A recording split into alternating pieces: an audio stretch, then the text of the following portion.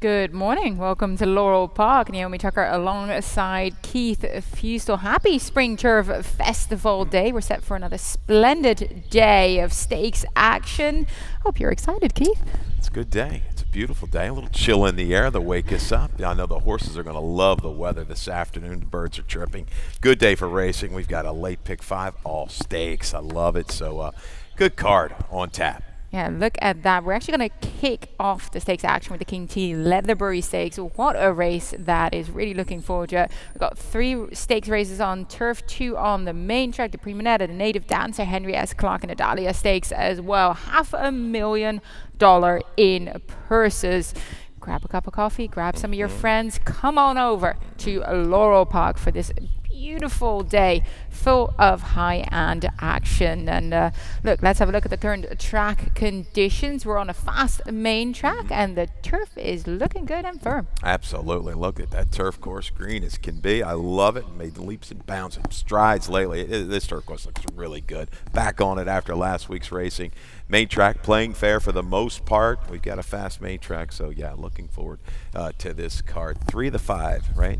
Stakes on the turf. Correct. No, we got so much to look forward to. 10 races coming your way, so we might as well get going with race number 1. 7 furlongs to distance, conditioned nickel claimer here, start of the early pick 5. Keith, you and I are similar in our top selection at least, and the horses we used underneath. Should have had it is the horse that we both go with for trainer Linda Albert. Returns to the 7 furlong distance after running over a mile and 16 in a mile in his last couple. I think that he could start coming back to his career best effort here as well. He was able to nearly get through that non-3 life condition last year. Agreed. I think he's got the right combination of speed and stamina. He's tactical enough, shortening up, really got softened up. Long battle last time, as you see it in the comic, caught in between horses, but he really just only faded that last 1/8 of a mile. Has shown the ability to sit just off the pace and make a run into it.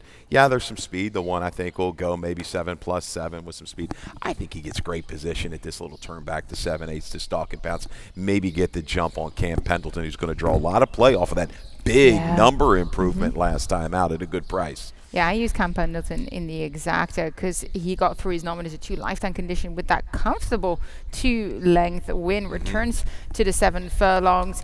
Just wondering if he's going to bounce ever so slightly, because that was a big jump. Like if you compare it to the race before, he doubled his speed figures. All of a sudden, maybe it took a little while. He came up from Florida, a couple races under his belt over this racetrack, put it all together last time. A bit of a contested pace that he got the track. A little high-headed, this horse, but he kept on grinding and went on by to go clear. Yeah, we saw Rudy Sanchez Salomon get the opener yesterday at a good price on 5-star Phil. See if he can make it 2 days in a row. So I'm 4, 5, 7, 3. Yeah, you've got his other runner in here as well. Race number 2, maiden special weight, that is going to commence the early pick 4 sequence. What have you got for us today, Keith? Yeah, a little early pick 4, $30. Here's your ticket. I'm going to try to beat after 5 the Wesley Ward runner. 135 to get you started, 3 deep in race 2. We've got some competitive fields early. I hate to say, I think there's more value early than late maybe on this card. So if you can attack and then really throw it down, maybe on some shorter prices later. But I go 135 to get you started. Race 3, look at this. 1, 2, 3, 6, 7. I'm not using after 5. If you want to throw them in, go ahead, throw them in. 1, 3, 5, 6 in the 4th. And this is going to be a popular single in race 5, the 2 Howard's Rock. Comes in on the drop. Brittany Russell, some changes there. Should try to go right to the front with a clean break. Yeah, I use the Brittany Russell runner race 5 on top as well. So race number 2, straight 3-year-old maiden special weight event, 1 turn, 1 mile the distance. And we do have a video spotlight on the runner that will be jumping from the rail. Rebel Faith for trainer Graham Motion. That was his debut race here, going 7 furlongs. He was asked to join the leaders kind of from the get-go. Georgie Ruiz was hustling him from position. Ends up going wide. You can see he's trying to gun down to, in sort of more the middle of the track. I thought he was kind of done, but then he re-rallies and bests the rest of the field. Of course, runaway winner there in Zen Master. Yeah, I like the way this horse finishes up, and this is a move that I like with the race. Flashing a little speed, driving. You don't see motion horses usually show that kind of early speed on the main track. Most of these horses are kind of mid-pack closer types. Rebel Faith, though, was able to get back on track. Only sibling, was Turf and Synth, but motion's been deadly, though, of late, second out. Now, we were talking before the show where this is kind of like just a slight extension from its debut, but sprint around a little chilly has he been, but on second career start. Rebel Faith certainly right back. Should like the distance and make a little move up off of that debut. Yeah, that was my answer to you. Well, it's only a furlong, and he did do a little bit of running Yes, there he late. did. So I think it should be okay for Rebel Faith. And Bullet Work coming into this as well on the 15th of April at Fairhouse. So I think he's pointing in the right direction here. We know that Grey Motion tends to do a little bit better with his second time starts. It's just a bit more fitness angle, and I think he likes to develop them slowly and give them a chance to gain more experience. So I have him on top, but you landed on the number 5 Succeed here for trainer Norm Cash. Blinkers go on.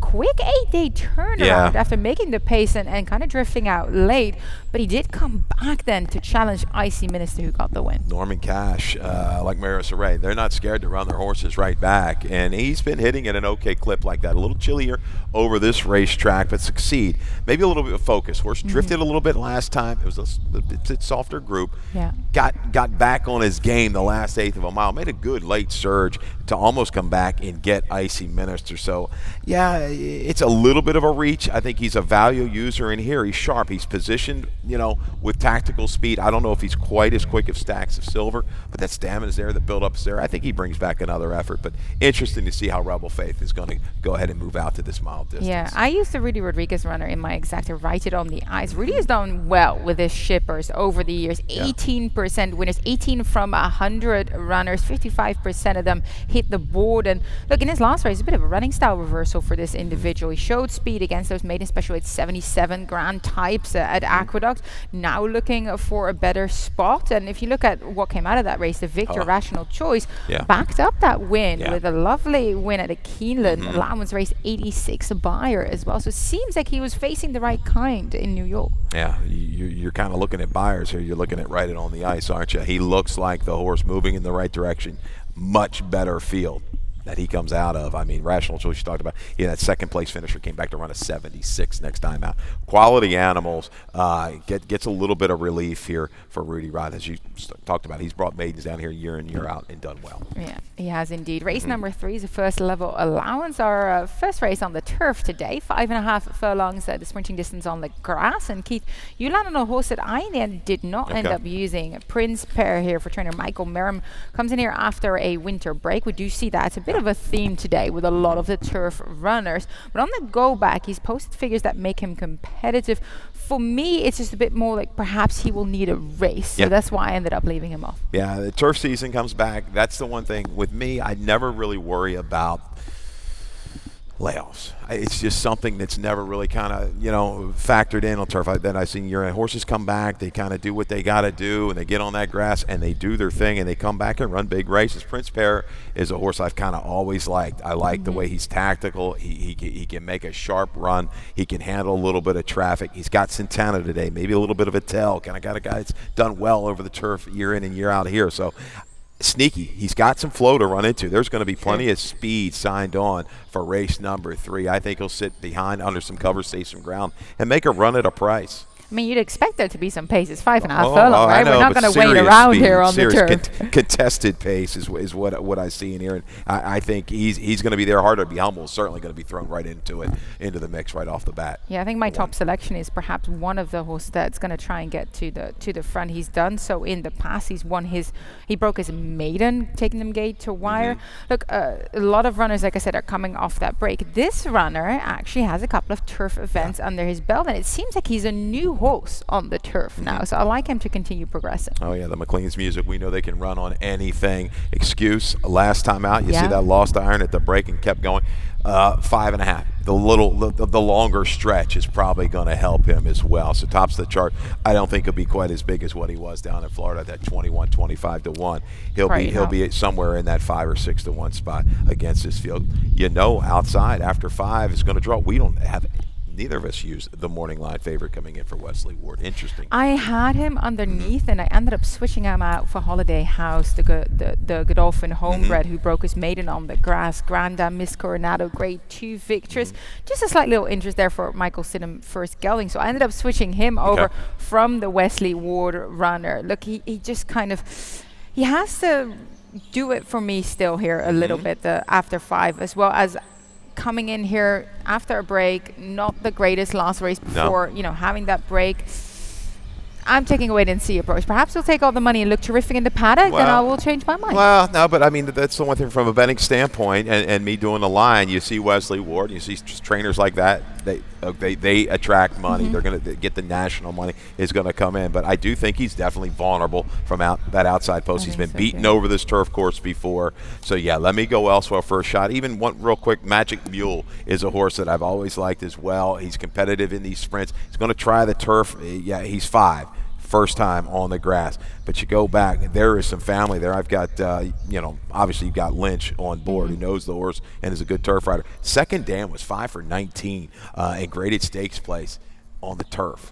Maybe a little bit of a shot there with Magic Mule. So yeah, there 10 we go. to 1 morning line. Definitely think we will get some value on him. I had him on enough as well. Definitely caught a little bit of my interest. Both of us also used the number 1, Hard to Be Humble for trainer Hugh McMahon in our exacta. He's got some runs under his belt already. A couple of dirt tries, gets back to the turf now. I think they just might have wanted to have him fit and ready to go from when the turf resumed. His last turf start was a solid front running effort where he just got bested late. I think he can try and take them as far as he can here. I think he's the horse to beat. I think the road goes through him. He's got serious speed inside. He can sit just off of it if needed. So coming to the 8th pole, I got to think he's there. You're going to have to get by him to get it done. I agree. Race number 4, optional claim is starts. Allowance 1 turn 1 mile. The distance here. Keith, you landed on the number 1. Contended now. I have him underneath as well. Third start here after a lengthy break. Will be well placed from that inside. Broke his maiden last start. Over course and distance.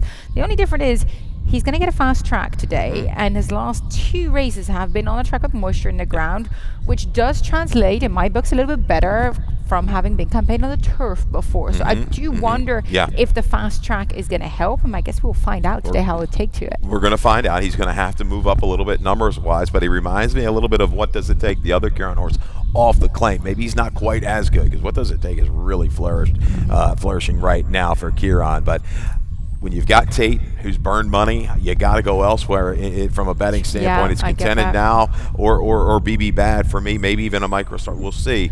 But I can't use Tate on top. We did it with What Does It Take last time we beat him. We're going to try to beat him with another runner in Contented now. You're right. Tries the main track, a fast main track. I think he can sit somewhere within range and get the jump on Tate, who was really kind of toiling last time in the back of the pack. Tate has burned a lot of money. I reluctantly put him on top, a little bit backtracking here because he has been beaten favored quite frequently, but I like the return to the 1 mile configuration for him. I just feel like that helps him out a little bit better. He's that kind of plotter type.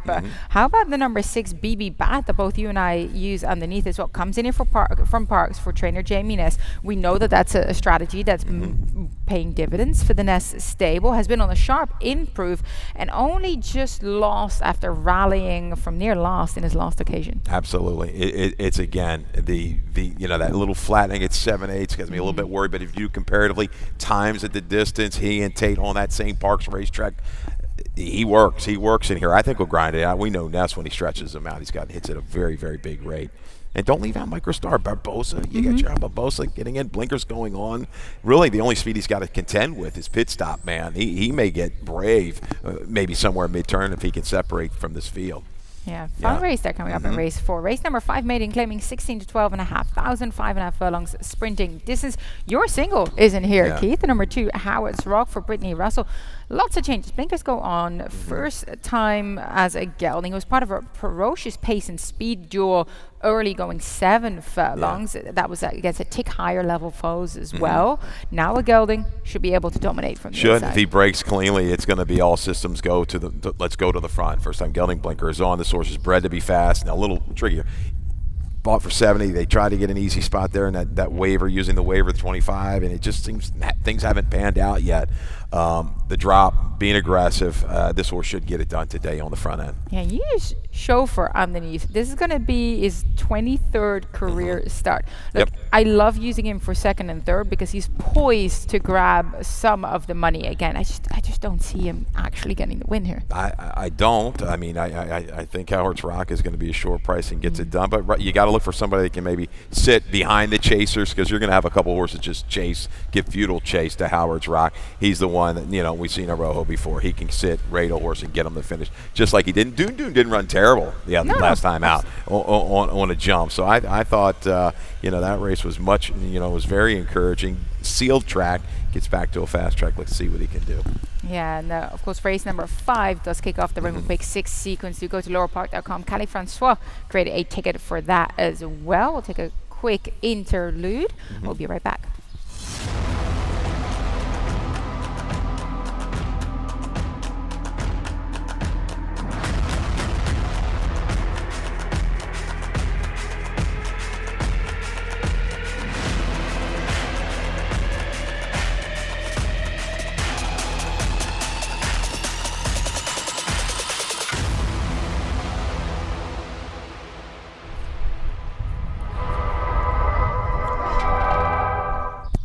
Welcome back to Laurel Park. Race number 6 begins the stake action. All late pick 5 is stakes level.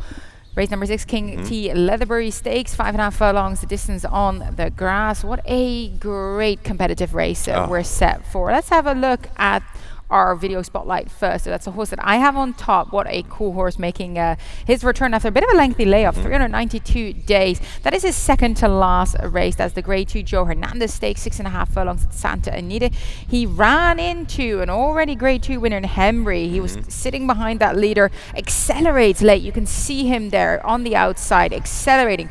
Not enough to catch Hembry, but I love the turn of foot he showed. Yeah, he showed that turn of foot, and what you didn't see in that video, and I guess I can include it in a little bit short of time, but was a little bit slightly shuffled into the turn. He got early position, and a horse kind of backed up in front of him, and he was stymied a little bit. Once he got outside, it was all fair game, though. I mean, Hembry just a little bit better that day, and that was off the claim for Hembry for Peter Miller. I think I didn't like he was drifting in a little bit, True Valor, and then he goes, then he had a little break, and then his next race, I'll let you talk about the race at Meydan, but off 392 days, motion 2 for 19 with this kind of move, with the sprinters off of this kind of break. So that's what's got me a little concerned about True Valor. Read in some press release, some articles that he might not be fully cranked. Graham said maybe doesn't have to be to get it done when they're sprinting. The class is there. We'll see. The class certainly is there. Yeah, no, I looked at his race, the Alcoa Sprint. That was his last outing, that Group 1. Look, they tend to break into 2 groups. It's a straight 6 furlong on the turf at Meydan.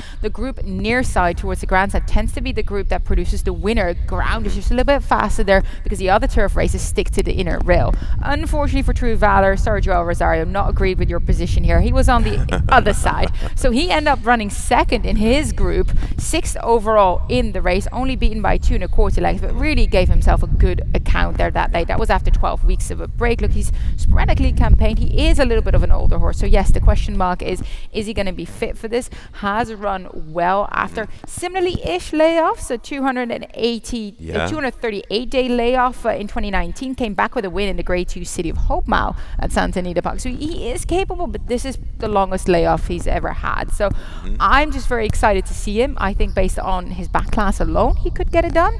But this is a short distance, 5.5. I think perhaps 6, like that last Alcoa Sprint, is a touch better. I'm siding with him here, but look, you have to look at some of the others in here. You use the number 9 Battle Station on top. 1, the Lucky Coin Stakes, sprinting at the Spa. Close second in the Grade 3 Parks Dash. This could be, a good race to come back to. Has a race already under his belt this year on the main track. I think they're trying to set him up for some bigger turf prospects as well. Yeah, I think he's going to be good in here. And, talking about the morning line, I think I could have made Grateful Bread the favorite. I think they're going to go back and forth. Battle Station right there. They might all 3 be really close when it's all said and done. But Battle Station and Grateful Bread, Naomi, they look like the 2 crack, classy 5.5 sprinters. And you had a little bit more recency with Battle Station. He had a little bit of trouble, and you're going back to early October. We're talking about the Laurel Dash, XY Speed. That was a race Grateful Bread was in as well. They both encountered a little trouble early.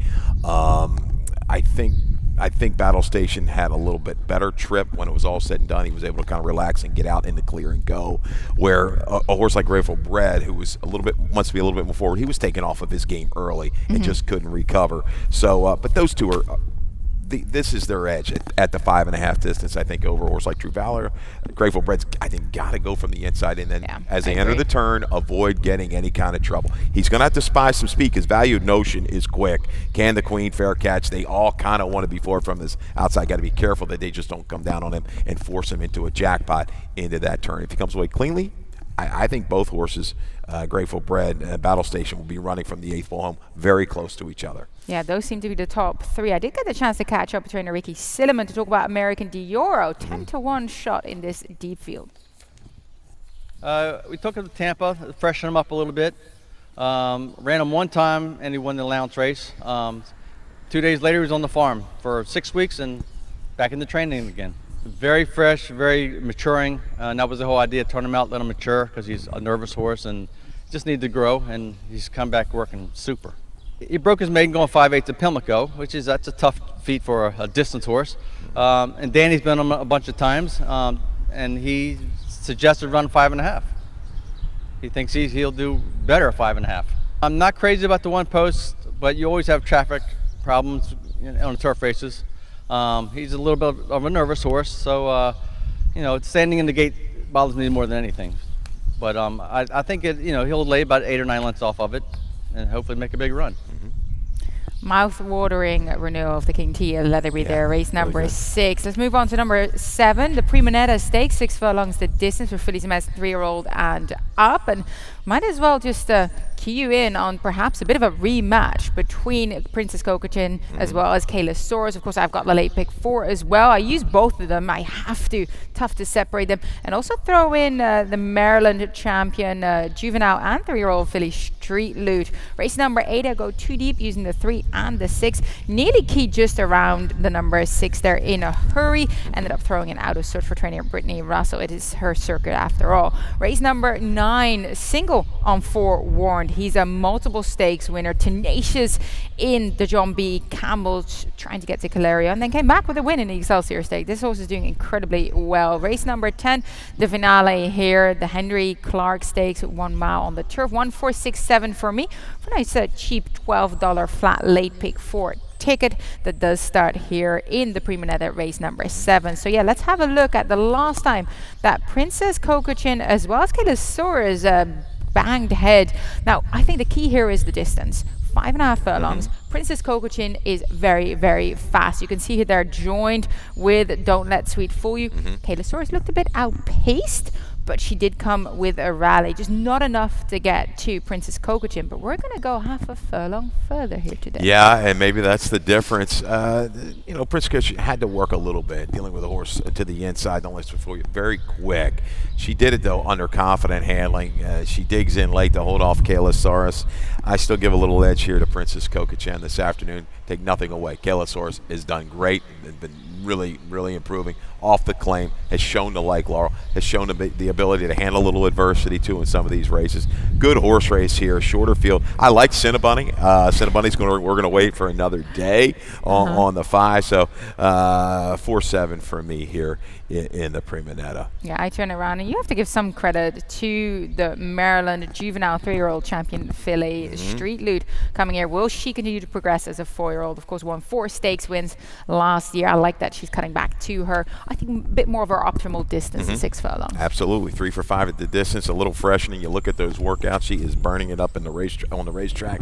Just won't take a whole lot of improvement, but man, she's really got to be tied on against a couple of these horses. Yeah, including her stablemate in Princess Cocochin. We'll see who comes out on top in race 7. Race number 8 is the Dahlia Stakes. We're back on the turf here, 1 mile the distance. And look, I nearly wanted to single on the number 6 in a hurry here. Let's look back at her start 2 starts ago, which was in the Grade 3 Suwannee River at Gulfstream Park. And she sat 3rd behind a Lone Ranger up front who was really trying to put a bit of distance between herself and the field. And you had Sweet Melania, who ended up victorious, had the jump on In a Hurry. Now, Sweet Melania, already graded stakes victorious herself for Todd Pleasure. Tough runner.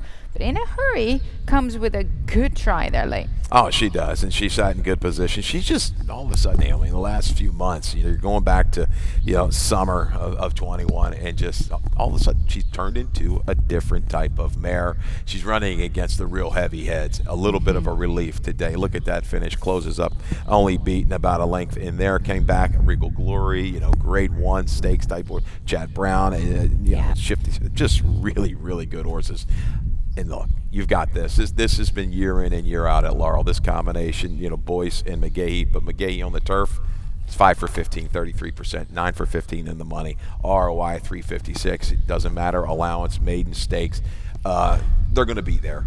Okay, this is a tough combination to beat. You've got some questionable speed types. I think horses trying the turf, like don't let Sweet fool you. Traffic Song's got to go. I think everything's going to go there. She gets the perfect kind of flow, and I think she's the strongest finisher in the group. Yeah, well, let's talk about Don't Let Sweet Fool You, who is making her turf debut. I got the chance to speak with trainer Lacey Goddard on the move.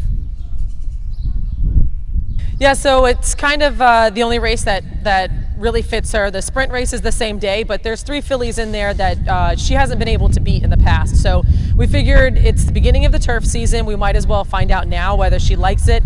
That way we don't have to chase the turf if she doesn't, and it'll make it easier to pick a spot. We worked on the grass last year. We weren't really sure that she liked it.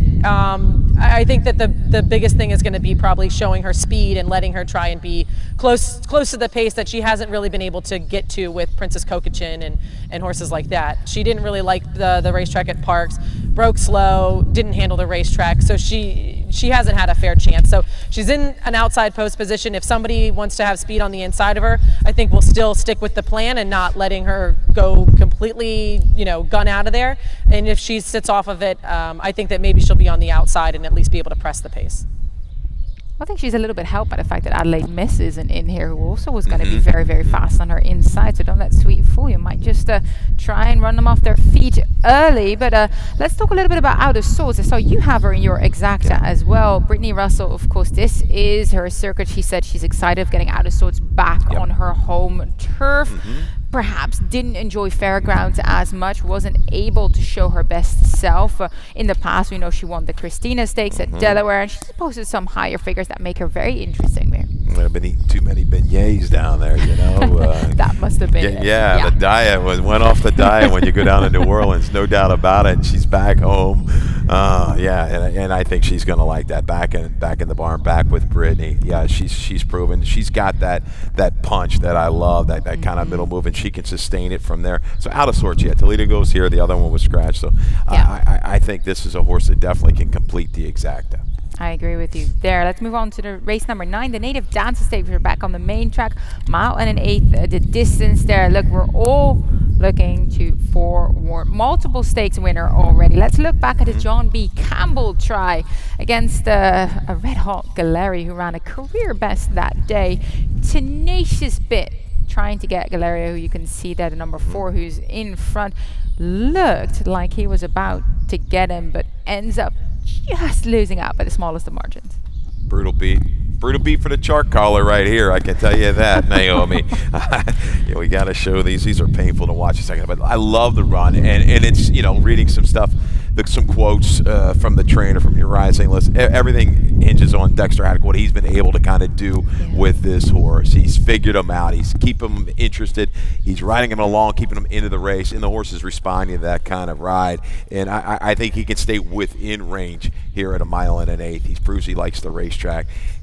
He's running hard. I think he can make it back-to-back wins after that win up at Aqueduct. I think so as well. We do know Galerio bounced, but no such thing for forewarned coming back with that stakes win in New York. But let's talk about Plot the Dots. I have him in my exacta. He's going to make his second start for Claudio Gonzalez bond. I love him over this distance. Always think he's just a bit of a grinder, a bit more of a plotter. Is the type that makes a move and then just keeps on going. Loved how he touted himself last time out when really getting eyeballed. He had to work for it, but got the job done. He did, and he closed into a little bit of a softer pace. Now, he did get to the better part of the racetrack. Second time Claudio. There's a horse that's run 95 before. Maybe that's the kind of number. It's about a target that it's going to take to win a dangerous horse from off the pace. no doubt. We've seen these horses thrive off the claim in Claudio's barn. But yeah, forewarned, I think, you know, he could be much lower. I lined him at 2 because the barn doesn't get bet a lot. That's why. So if he goes down 8 to 5, 7 to 5, fine. Working on a dream. There's not a ton of flow. He's proven he's going to be around a long way. I think that the flow is definitely going to be to his liking. Yeah, I think so as well, hence I used him underneath. Let's talk about Ain't the Beer Cold really quickly. Got the chance to catch up with his trainer, Kenny Cox, who also bred him. Yeah, last year it was baffling. You know, we thought he was training good. It's one of those things that, you know, you kind of make excuses. You think you're doing, you know, he's working good. Wasn't the same. We did some blood work. We seen some things that weren't right. We gave him a break, and he's had a form reversal since then, and he's showed up at every race and done everything we've asked of him so far in the last few starts. Honestly, I'm going to leave it up to Victor in the aspect of whatever they do. He can rate. He's very game on the front end. He likes to look a horse in the eye, so he can go head and head and it won't bother him. It'll be the pace. So I shouldn't see him more than a length or 2, if at all, off the pace, going on 1 1/8 miles. Ain't the Beer Cold was a name that we came up with from my favorite broadcaster growing up, Chuck Thompson, for the Orioles and the Colts. And when anything big happened, that was just saying, Ain't the Beer Cold. That name has to be taken. Looked it up, it wasn't. And I said, that's a perfect name for this horse, and that's where we got it from. Yep. Lovely backstory here in relation to Ain't the Absolutely. Beer Cold's name. Would love to see him do well here. He might just be the one giving Working on a Dream a little bit of pressure early. Yeah, and this is a situation with those 2 horses. They get the right flow. They can stay. They can handle the distance. So if things go up, you know, you're seeing a 24, 48 comfortable fractions. Those 2 could definitely separate a little bit and leave some work to do for our favorite to get up in time, or a horse like Plot that Dots or the Pinot horse. So yeah, it's interesting little pace scenario here setting up, because Ain't the Beer Cold, I think, can go ahead and just spy Working on a Dream if he wants to, or if he wants to attack and go, he can. So good competitive field here. I'm looking for forewarned. Boy, he's in razor sharp form here to come right back there to be right Same there for in the me. line. I singled him in my late pick 4, Yeah. so clearly I have a lot riding on him winning. And the nightcap is the Henry S. Clark Stakes on the turf, 1 mile.